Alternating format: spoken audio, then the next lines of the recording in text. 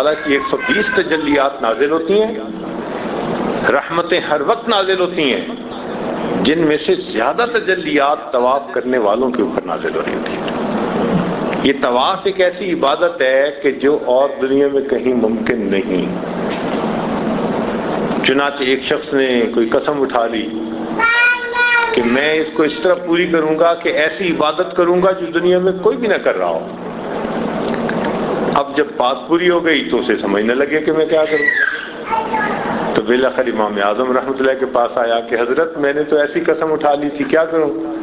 فرمان لگے تم جاؤ اور حرم میں لوگوں کی محنت کرنا کہ وہ تھوڑی دیر کے لیے رک جائیں اور تم اکیلے طواف کرنا۔ جب تم طواف کر رہے ہوگے یہ ایسی عبادت ہے کہ گارنٹی کی جا سکتی ہے کہ دنیا میں یہ عبادت اور کہیں نہیں ہو رہی۔ اللہ، یہ عبادت یہیں ہوتی ہے، اور یہ عبادت صرف انسان ہی نہیں کرتے،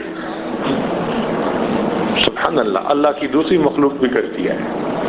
چنانچہ ہم نے کئی مرتبہ ابابیلوں کو دیکھا، چھوٹی چھوٹی چڑیاں ہوتی ہیں، آپ شام کو ذرا بیٹھ کر دیکھیں، وہ بھی آ کے بیت اللہ کی جیسے تجلیات کے گرد گھوم رہی ہوتی ہے۔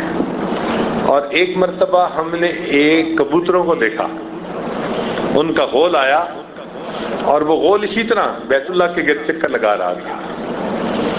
اور ایک مرتبہ ایک بلی کو ہم نے دیکھا،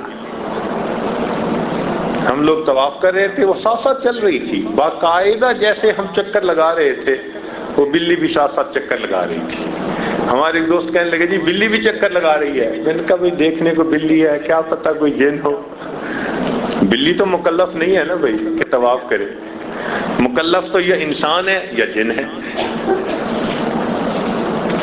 تو ہم تو یہی سوچ سکتے ہیں کہ بھئی جن اس شکل میں آ کے وہ بھی طواف کر رہا ہوگا۔